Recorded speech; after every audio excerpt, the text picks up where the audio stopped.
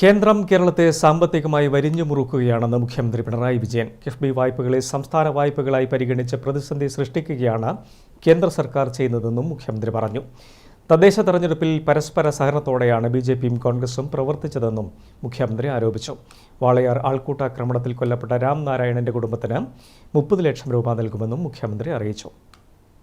കിഫ്ബി വായ്പകളുടെ പേരിൽ സംസ്ഥാനത്തെ വരിഞ്ഞുമുറുക്കുന്നത് കേരളത്തിന്റെ വികസന മാതൃകയെ തകർക്കുക എന്ന ലക്ഷ്യം മുൻനിർത്തിയാണ്. കേന്ദ്ര വിഹിതത്തിലെ വിവേചനം കണക്ക് പരിശോധിച്ചാൽ വ്യക്തമാകും.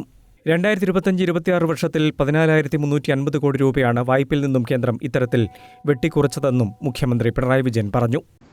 കേന്ദ്രത്തിൻ്റെ കടത്തിൽ കൂട്ടില്ലെന്ന് പറയുന്ന അതേ കേന്ദ്ര സർക്കാർ തന്നെയാണ് കേരളത്തിൻ്റെ വികസനത്തിന് അത്യന്താപേക്ഷിതമായ കിഫ്ബിയുടെ വായ്പയുടെ പേരിൽ നമ്മളെ വരിഞ്ഞു മുറുക്കുന്നത്. 2025-26 വർഷത്തിൽ മാത്രം 14,358 കോടി രൂപയാണ് നമ്മുടെ വായ്പാ പരിധിയിൽ നിന്നും കേന്ദ്രം ഇത്തരത്തിൽ വെട്ടിക്കുറച്ചിരിക്കുന്നത്. ഇതിൽ കിഫ്ബി പെൻഷൻ കമ്പനി വായ്പകളുടെ പേരിൽ കിഴിവ് ചെയ്ത 4,711 കോടിയുടെ അവസാന ഗഡുവും ഉൾപ്പെടുന്നു. നമ്മുടെ നാടിനെ തകർക്കാൻ ശ്രമിക്കുന്ന ശക്തികളെ തിരിച്ചറിയാൻ കഴിയണമെന്ന് ജനങ്ങളോട് അഭ്യർത്ഥിക്കുന്നുവെന്നും എന്ത് സംഭവിച്ചാലും കേരളത്തിലെ ജനങ്ങളെ സർക്കാർ ചേർത്തുപിടിക്കുമെന്നും മുഖ്യമന്ത്രി വ്യക്തമാക്കി. പാലക്കാട് കുട്ടികളുടെ കരോൾ സംഘത്തിന് നേരെ സംഘപരിവാർ ആക്രമണമുണ്ടായി. പിന്നാലെ ബിജെപിയുടെ മുതിർന്ന നേതാക്കൾ കുട്ടികളെ അപമാനിച്ചു. ഇത്തരം സംഘങ്ങൾ തലപൊക്കുന്നത് നല്ലതല്ല. കേരളത്തിൽ ഇത്തരം സംഘങ്ങൾ കടന്നുകയറുന്നത് ഗൗരവത്തോടെ കാണും.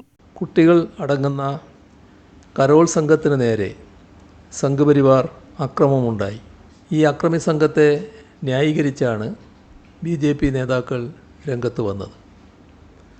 കരോൾ സംഘങ്ങളെ അപമാനിക്കുന്ന രീതിയിൽ അവർ പൊതുവായി മദ്യപിക്കാറുണ്ടെന്നും മാന്യതയില്ലാത്ത രീതിയിലാണ് കരോൾ നടന്നതെന്നുമുള്ള ന്യായീകരണങ്ങളാണ് ചില മുതിർന്ന നേതാക്കളായവർ തന്നെ നിരത്തിയത്. അക്രമങ്ങൾ നടത്തിയവർക്കെതിരെ കർശന നടപടി സ്വീകരിച്ചിട്ടുണ്ട്. തദ്ദേശ തെരഞ്ഞെടുപ്പിൽ പരസ്പര സഹകരണത്തോടെയാണ് ബിജെപിയും കോൺഗ്രസും തിരുവനന്തപുരത്ത് പ്രവർത്തിച്ചത്. UDF വിജയിച്ച ഇടങ്ങളിൽ BJPക്കും BJP വിജയിച്ച ഇടങ്ങളിൽ UDFനും വൻതോതിൽ വോട്ട് കുറഞ്ഞു.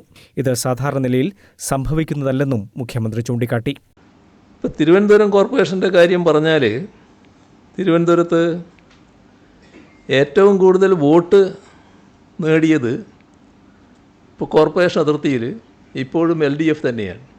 ശതമാനക്കണക്കിലും LDF ആണ് മുന്നിട്ട് നിൽക്കുന്നത്. നമ്മൾ കാണേണ്ട ഒരു കാര്യം, 12ഓളം സീറ്റുകളിൽ 60 വോട്ടിനാണ്, 60-ൽ താഴെ വോട്ടിനാണ് LDF പരാജയപ്പെടുന്നത്. അതിൽ BJP ജയിച്ച 26 വാർഡുകളിൽ UDFന് 1000-ൽ താഴെ വോട്ട് മാത്രമേ ഉണ്ടായുള്ളൂ. അത് സാധാരണക്ക് അങ്ങനെ വരേണ്ടതല്ല. 26 വാർഡുകളിൽ UDFൻ്റെ വോട്ട് 1000-ൽ താഴെ പോയി. ഇത് BJP ജയിച്ച സീറ്റുകൾ. ഇനി UDF ജയിച്ച 11 സീറ്റുകളുണ്ട്. ആ 11 സീറ്റുകളിൽ BJPക്ക് 1000-ൽ താഴെയാണ് വോട്ട്. കേന്ദ്രത്തിന്റെ കേരളത്തോടുള്ള സമീപനത്തെ വിമർശിച്ച മുഖ്യമന്ത്രി UDF സംസ്ഥാനത്തിന്റെ വികസനത്തെ സഹായിക്കാൻ തയ്യാറാകുന്നില്ലെന്നും വിമർശിച്ചു. UDF കാലത്ത് വെറും 34 ലക്ഷമായിരുന്ന പെൻഷൻ ഗുണഭോക്താക്കളുടെ എണ്ണം ഇന്ന് 60 ലക്ഷമായി ഉയർന്നു. 600 രൂപയാണ് UDF കാലത്തെ പെൻഷൻ എന്നത് ഓർമ്മിക്കണം. പ്രതിപക്ഷം കേരളത്തിന് അർഹമായ വിഹിതം ചോദിച്ചു വാങ്ങുന്നതിന് കേന്ദ്രത്തിന്റെ മുന്നിൽ സംസാരിക്കാൻ പോലും തയ്യാറല്ലെന്നും മുഖ്യമന്ത്രി കുറ്റപ്പെടുത്തി. News desk, Kannur vision.